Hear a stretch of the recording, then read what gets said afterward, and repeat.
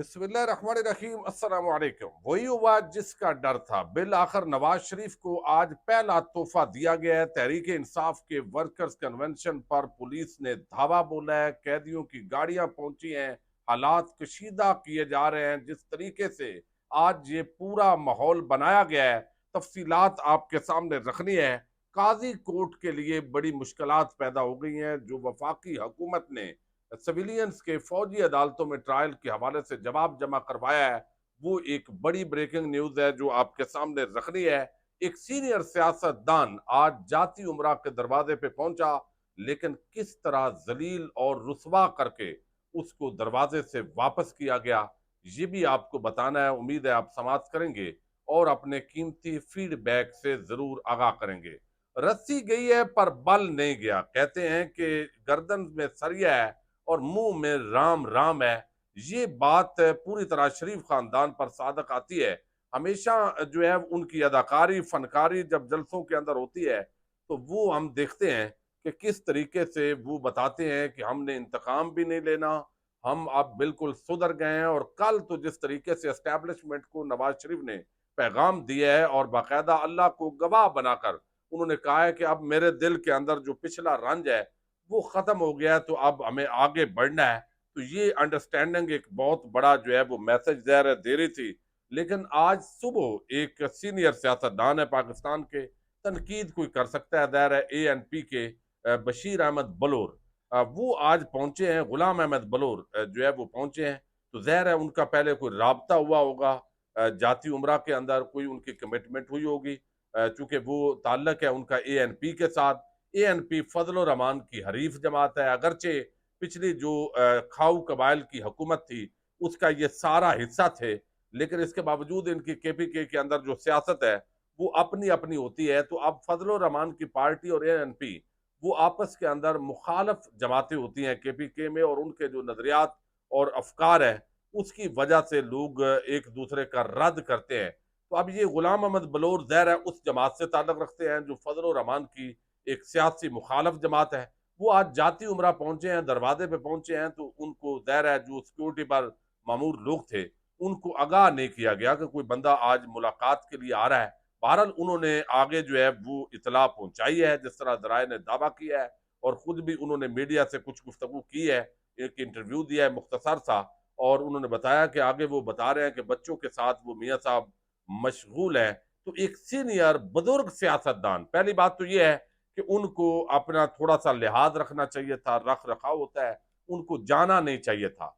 और उनको पता होना चाहिए कि शरीफ खानदान और खास तौर पे नवाज शरीफ की गर्दन में सरिया होता है, और फिर एस्टैब्लिशमेंट के साथ जब उसके अच्छे ताल्लुकात हों फिर तो आप जो है वो किसी खाते में नहीं है। तो अब उनको जिस तरीके से वापस भेजा गया है, ये मैं समझता हूँ उनकी रुसवाई भी है, जलालत भी है। बहरहाल उनको भी ये जलालत कमाने की जरूरत नहीं थी जो सुबह सुबह उनके साथ जो है वो आज हुआ है। दूसरी तरफ जो है वो एक और खबर आई है और उसका ताल्लुक फौजी अदालतों के अंदर सिविलियंस के ट्रायल का मामला। आपको इल्म है इस वक्त जो है 100 से जायद लोग वो फौजी अदालतों के अंदर जो है वो उनको गिरफ्तार किया गया। और सुप्रीम कोर्ट ऑफ पाकिस्तान के अंदर ये मुकदमा चलता रहा। साबिक चीफ जस्टिस उमर अता बंदयाल की सरबराही के अंदर इस पर जो है वो बहुत से दलाइल हुए, लेकिन इसका वो फैसला देकर नहीं गए। अब कादी फायद ईसा पर उन्होंने ये फैसला छोड़ा। लेकिन अब क्या किया कादी साहब ने, जो ये हसास तरीन केस था जिसके अंदर लोग उनको देखना चाहते थे कि वो फैजाबाद धरने देने वाला क्या ये वही काजी है या कोई काजी बदल गया है, तो अब वो दबंग फैसला करेगा। तो उन्होंने वो केस उठा के वो जस्टिस एजाज उल एहसन की सरबराही के अंदर जो बेंच है वो उसको तफवीज कर दिया। अब ये जो सारा मामला है उसके अंदर मैं अगर आपको बताऊं तो आज ये बाकायदा तौर पर उस वक्त जब चीफ जस्टिस उमर अता बंदयाल की सरबराही में इस पर समात हो रही थी, तो उस वक्त जो निगरान हुकूमत ने उन्होंने अटारनी जनरल ने, बल्कि शहबाज हुकूमत थी, और उन्होंने ये मौकफ दिया था कि हम जो है वो किसी भी सिविलियन का ट्रायल नहीं करेंगे जब तक कि सुप्रीम कोर्ट ऑफ पाकिस्तान से कोई फैसला नहीं आता। लेकिन अब क्या हुआ है, काजी कोर्ट है, काजी साहब आए हैं, तो अब मजीद जो वो कहते हैं ना झिझक, वो भी खत्म हो गई है। अब तो जो है वो उनको पता है काजी साहब हैं। तो अब उन्होंने बाकायदा तौर पर आज मुतफरक दरखास्त वफाकी हुकूमत की तरफ से सुप्रीम कोर्ट ऑफ पाकिस्तान में कल आई, जिसके अंदर बताया गया जी कि ट्रायल तो शुरू कर चुके हैं। यानी इससे पहले कमिटमेंट दी गई इसी सुप्रीम कोर्ट ऑफ पाकिस्तान में कि ट्रायल शुरू नहीं होंगे, क्योंकि जो भी अदालत फैसला करेगी तो वो बात होगी। अब यहां पर जो है वो ये मुतफरक दरखास्त है, मैं आपके सामने रख रहा हूं। वफाक मुतफरक दरखास्त में सिविलियंस के फौजी अदालतों में ट्रायल शुरू होने से आगाह किया गया और 9 और 10 मई के वाकयात में 102 अफराद गिरफ्तार किए गए। ये बताया गया है गिरफ्तार अफराद के इंसाफ के हक के लिए फौजी अदालतों में ट्रायल शुरू किया गया है। जो फौजी अदालतों में ट्रायल में कसूरवार साबित न हुआ वो बरी हो जाएगा। फौजी अदालतों में होने वाले ट्रायल सुप्रीम कोर्ट में जारी मुकदमे के फैसले से मशरूत होगा। फौजी अदालतों में ट्रायल के बाद जो कसूरवार साबित होगा उनको मामूली सजाएं होंगी। 9 और 10 मई के वाकयात में मुलव्वस जो अफराद जुर्म के मुताबिक कैद काट चुके उन्हें रिहा कर दिया जाएगा। फौजी ट्रायल के बाद सजा याफ्ता कानून के मुताबिक सजाओं के खिलाफ मुतलका फोरम से रजू कर सकेंगे। सुप्रीम कोर्ट के 3 अगस्त के हुक्मनामे की रोशनी में अदालत को ट्रायल्स के आगाज से मुतला किया जा रहा है। फौजी तहवील में लिए अफराद को पाकिस्तान आर्मी एक्ट 1952 और ऑफिशियल सीक्रेट एक्ट के तहत गिरफ्तार किया गया था। गिरफ्तार अफराद GHQ Rawalpindi corps commander house Lahore पर हमले में मुलव्वस है।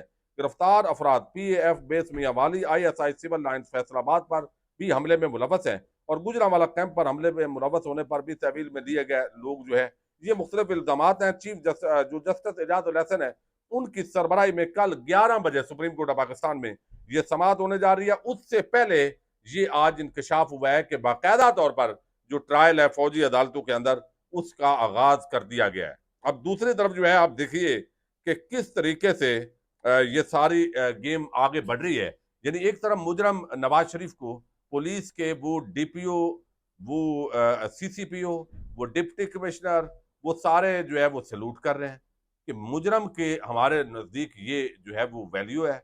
और जो आम पाकिस्तानी है उन्होंने एक वर्कर्स कन्वेंशन रखा है काना के अंदर, वहां पे प्रिजनर वैन्स पहुंच गई हैं, कैदियों की गाड़ियां, फिर जो ऑर्गेनाइजर्स हैं उनके घरों पे छापे मारे गए हैं। वहां कुछ वर्कर्स जो है वो ऑर्गेनाइज कर रहे थे प्रोग्राम, अभी इंतजाम कर रहे थे। 50 से 60 लोग मुबैना तौर पर उनको हिरासत में ले लिया गया है। नया पाकिस्तान की टीम का एक मेंबर है उसको भी सिविल कपड़ों के अंदर मलबूस शख्स जो है उसने तशद्दद करके उठाया है और ये इस वक्त सूरत हाल है। अब ये PTI के कारकुनान जमा हुए और आप बताइए कि नवाज शरीफ एक मुजरम के लिए इस तरह का प्रोटोकॉल देना, हमारी पुलिस का, हमारे इदारों का एक NRO के तहत पाकिस्तान पर उसको जबरदस्ती मुसल्लत करना और फिर उसके जलसे को पूरा कामयाब करना, जोर लगाकर TV चैनल से लेकर अखबारात, हुकूमती इदारे, पुलिस और दीगर इदारे वो मिलकर अपना जलसा बनाकर मुजरम यानी वहां पर जहां आइन और कानून और इंसानी हकूक का मीनार पाकिस्तान पर रात को जनाजा था जिसकी इमामत नवाज शरीफ ने करवाई है और उसकी लाइन सफों के अंदर वो सारे लोग खड़े थे। जिस तरीके से ये काम किया गया है, अब इमरान खान पर बोगस मुकदमात बना के उनको अंदर किया गया। बाकी तकरीबन हजारों नौजवान लड़के और लड़कियां उनको गिरफ्तार किया गया। अब सनम जावेद या खदीजा उनकी कई मरतबा जमानतें हुई लेकिन एक मरतबा फिर उनको न सिर्फ गिरफ्तार किया गया बल्कि आज जो है वो कल फिर एक नए मुकदमे में सनम जावेद को गिरफ्तार किया गया और आज मॉडल टाउन कोर्ट के अंदर उनको पेश किया गया है। और अब शहबाज शरीफ के घर के जो है आग लगाने का इल्जाम लगाते हुए पेट्रोल पंप की रिकवरी के लिए 14 रोजा जिस्मानी रिमांड की दरखास्त की गई है। जज साहब ने 1 दिन का रिमांड मंजूर किया है। यानी इन सती हरकतों पर आ गए हैं कि मुकदमा अब कोई नहीं बचा आगे जिसके अंदर डालें लोगों को, लेकिन फिर किसी ना किसी के अंदर चूंकि सैकड़ों FIR डाली हुई है उनके अंदर डाल देते हैं। अब ये असल कौम के यानी अगर बेगुनाह लोगों को आप जानबूझकर इन्वॉल्व करते हैं, चले कोई मुल्जम है कानून के मुताबिक उसके खिलाफ कार्रवाई करें, लेकिन अब अगर आप जो है वो पुलिस वाले कहते हैं ऊपर से हुक्म है, ये पता नहीं ऊपर कौन है। अल्लाह ताला की जात सबसे ऊपर है भाई, आपने हिसाब देना है। आप किस तरह इस पाकिस्तान पर जबरदस्ती कब्जा जमा के बैठ गए। यानी आप वो कहते हैं छुपते भी नहीं और सामने आते भी नहीं। यानी अजीब किस्म की कैफियत के अंदर आप मुल्क को झोंक रहे हैं, लोगों के अंदर आप नफरत पैदा कर रहे हैं। एक मुजरम इश्तिहारी को आप पाकिस्तान पर आपने क्या वसूल किया, उससे क्या ठेका लिया है, कुछ समझ में नहीं आ रहा लोगों के। दलील के साथ या लोगों को कन्विंस करें। लोग इदारों से मोहब्बत करते हैं, इदारों का वकार और इज्जत को कायम रखना चाहते हैं, लेकिन जो इस वक्त तासर है, या तो आईनी और कानूनी तौर पे कोई पाबंदी हो तहरीक इंसाफ पर, और फिर उस हवाले से जो बात हो, आज हालात को मजीद कशीदा करने की तरफ एक बड़ा कदम है।